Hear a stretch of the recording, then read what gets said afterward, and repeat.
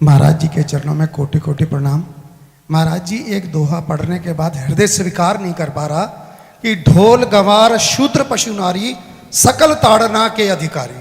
जी, इसमें गोस्वामी जी ने बहुत सूक्ष्मता से वर्णन किया। महापुरुषों के वचनों को हम सूक्ष्मता से समझ पाए। प्रायः ऐसा कह करके हम कहीं कहीं माताओं बहनों की अवहेलना करते हैं, कई जगह हम इसका प्रयोग कर देते हैं। अरे वो गोस्वामी जी ने लिखा है ढोल गंवार शूद्र पशु नारी सकल ताड़ना के अधिकारी।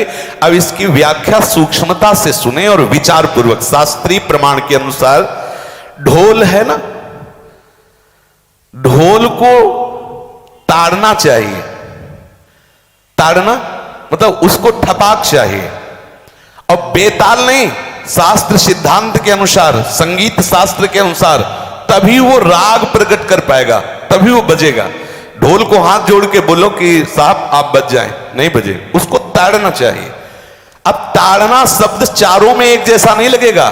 शब्द एक ही है ताड़ना, लेकिन ताड़ना के अर्थ अलग अलग हैं। जैसे कनक है, एक ही शब्द है कनक, लेकिन कनक कनक ते 100 गुनी मादकता अधिकाए, वा खाए बोराए जग या पाए बोराए। बोले कनक ही शब्द है।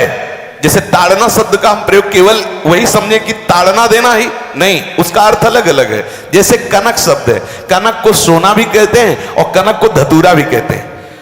कनक को धतूरा भी कहते हैं। एक कनक है जिसके खाने से बावरा हो जाएगा और एक कनक है जिसके पाने से बावरा हो जाएगा। कनक शब्द एक ही है, लेकिन दोनों का अर्थ अलग अलग हो गया। ऐसे ही ढोल में ताड़न का तात्पर्य है उसको पीटना, लेकिन वो शास्त्रीय संगीत के आधार पर उसको ताल देना।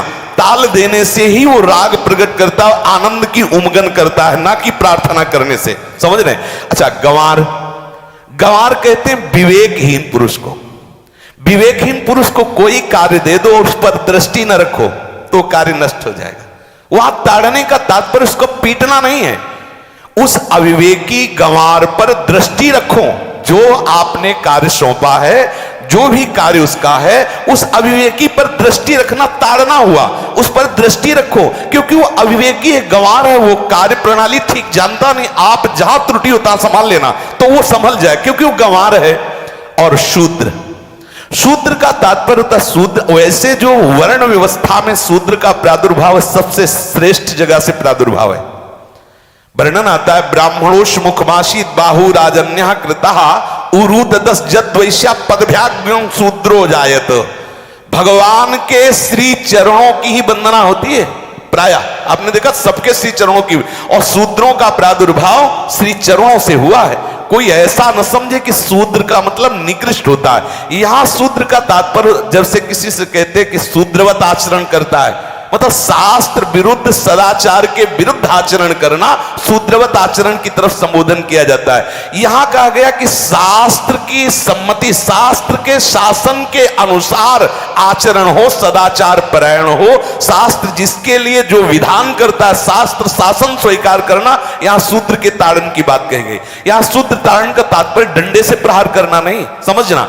और जो चौथा कहा गया नारी, अगर स्त्री को हम ये कहें कि ताड़न से ही वो केवल काबू में रहती है, तो राष्ट्र में अपने प्रसिद्ध लक्ष्मीबाई जैसी कोई सामर्थ्यशाली वीरांगना, कोई वीरों सामने बड़े बड़े वीरों के दांत खट्टे कर दे, ऐसी बहादुर सिंघनी हुई, अंग्रेजों के दांत खट्टे कर दिए। अगर कोई समझे कि नारी केवल ताड़ने के लिए है तो उसकी मूर्खता है। पुरुष और नारी का समान प्रादुर्भाव हुआ है। भगवान ब्रह्मा के श्री अंग से दाहिनी तरफ से महाराज मनु और बाईं तरफ से उनकी पत्नी उनका प्रादुर्भाव हुआ शतरूपा। शतरूपा, अब आप बोलो एक ही शक्ति के दो भाग हो गए, एक पुरुष रूप धारण कर लिया, एक नारी रूप धारण कर लिया। अब यहां विचार जो है कि उस नारी के ऊपर ताड़न शब्द का क्या प्रयोग है। जैसे आप मार्ग में चले जा रहे हैं और आपने दृष्टि चूक कर दी और नारी आपकी स्त्री पीछे चल रही, तो कोई हमला कर सकता है, क्योंकि वो रत्न है। 14 रत्नों में एक रत्न स्त्री रत्न भी है। स्त्री को रत्न कहा गया है। भगवान श्री राम जब वनवास में जा रहे हैं तो सिया जी को आगे नाव में जब चढ़ाना होता तो पहले सिया जी को चढ़ा, सीए चढ़ाई चढ़े रघुराई, पहले आगे। दृष्टि रखो, दृष्टि चूक गई तो रत्न है। यहां दृष्टि रखना, शासन मतलब उसको पिटाई करना नहीं कि जैसे ढोल को पीटा जाता है ऐसे स्त्री को पीटा जाए, शूद्र को पीटा जाए तो गंवार को, यह व्याख्या नहीं है, यह मूर्खता है, इसे व्याख्या नहीं कहते। जैसे कनक शब्द के कई अर्थ होते हैं, ऐसे ही ताड़न शब्द का यहां अलग अलग प्रयोग है। स्त्री के ऊपर दृष्टि रखो। किस भाव की दृष्टि रखे? क्योंकि वो हमारे यहां रत्न की तरह है, कहीं कोई ऐसा ना हो कि कुदृष्टि वाला कोई उस पर हमला कर दे। पाणी ग्रहण संस्कार में रक्षा का भी सूत्र बताया जाता है कि आपको अभी ये समर्पित है, आप इसकी रक्षा करें। हमारे शास्त्रीय सिद्धांत में देखो, कभी भी स्त्री को अकेला छोड़ने का सिद्धांत नहीं पाया गया। अगर शास्त्रीय सिद्धांत, बच्ची है तो माता पिता के शासन, थोड़ी बड़ी हुई तो भाई आदि के बीच में, और बड़ी हुई तो पति के, और बड़ी हुई तो पुत्रों के, मतलब एक सानिध्य का एक दृष्टि रखी गई है कि यदि आप अपनी दृष्टि में रखेंगे तो उसका अमंगल नहीं होगा, उसका हित नहीं होगा।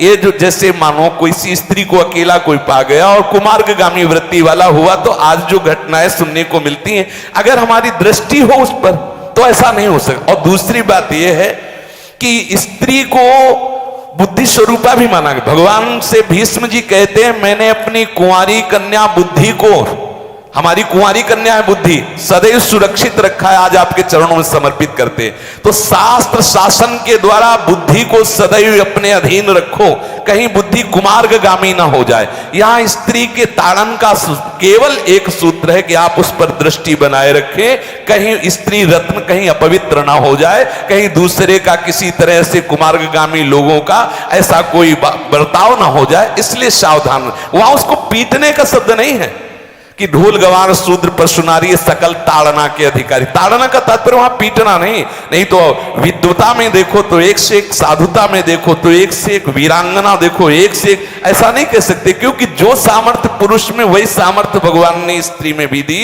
क्योंकि भगवान के ही दो रूप हैं, एक स्त्री और एक पुरुष, समझ रहे ना। तो इसमें एक ताड़न शब्द का कई अर्थ होता है। भगवान की साक्षात शक्ति स्त्री है। अगर कोई इस भाव से देखे कि स्त्री तो केवल ताड़ना मतलब केवल गाली दे के बात करना, ऐसा नहीं। जिस घर में स्त्री का अपमान होता है उस घर का नाश हो जाता है, निश्चित हो जाता है। आप देखिए, रावण का सत्यानाश हो गया जगदम्बा सीता के प्रति, दुर्योधन का सत्यानाश हो गया द्रौपदी के प्रति। जहां स्त्री का अपमान हो जाए, अगर कोई ये समझे कि स्त्री केवल मतलब जैसा हम चाहें वैसा व्यवहार करे, तो अगर नाश ना हो जाए तो हमें बता देना, क्योंकि भगवान की वो शक्ति है। अगर उसे तुम सोचो कि हम ताड़न करें, जैसे ढोल को ताड़न करें ऐसे ताड़न करें, तो तुम्हारा नाश हो जाएगा। बिल्कुल सच्ची बात समझ लीजिए। केवल वहां दृष्टि रखने की बात कही गई है, आपका अधिकार है, आप उसकी सुरक्षा व्यवस्था में रहें। और एक वृत्ति होती है, अगर शासन ना हो तो हमारी बुद्धि भ्रष्ट हो जाए, हमारी बुद्धि भ्रष्ट हो जाए, आपकी बुद्धि भ्रष्ट हो जाए। भगवान का भय, शास्त्र का भय, लोक मर्यादा का भय, ये हमको सुरक्षित रखता है। इसलिए दृष्टि रखने की आवश्यकता है कि वो पवित्र रहे, वो सुरक्षित रहे, ना कि उसको पीटने के लिए यहां संबोधन किया गया गोस्वामी तुलसीदास जी ने। इसलिए सावधानी पूर्वक अपनी वृत्ति को पावन रखते हुए महापुरुषों के वचनों को समझने की चेष्टा की जाए। गोस्वामी जी ने जो यहां कहा, ढोल गवार शूद्र पशु नारी सकल ताड़ना के अधिकारी, तो ताड़ना का अलग अर्थ है, अलग अलग। जैसे ढोल में ताड़ना, तो वैसे ही सब जगह नहीं ताड़ना लगेगी। आप देखो, पशु जो है, चालक जो घुड़सवार होता है उसको ताड़ना एड़ी से देता है, अपने चालक जो होता है घुड़सवार एड़ी से। किसान जो होता है वो बैल को बोलता है दाहिने, जैसे हल जोतने होता है बाएं, वो भाषा समझता है, बाएं मुड़ जाए, और नहीं मुड़ता तो पीछे अरई है एक छड़ी, उससे वो इशारा देता है, वो समझ जाता है। पशु को अपने इशारे से चला लेते। अब उससे कहे, खड़ा होकर हाथ जोड़ के कहे कि भैया बैल देवता आप थोड़ा दाहिने मुड़ जाओ, तो नहीं मुड़ेगा। जब लगाम पकड़ी और थोड़ा ताड़न किया और बोले दाएं, तो फौरन दाहिने मुड़ गया। आप देखो, जो बैलगाड़ी चलाते हैं, घोड़ा गाड़ी चलाते हैं, ऊंट चलाते हैं, तो पशु शासन के द्वारा उसको इशारे से किधर चलना उसको इशारा बता दो। अलग अलग जगह इस ताड़न शब्द का अर्थ प्रयोग किया गया है।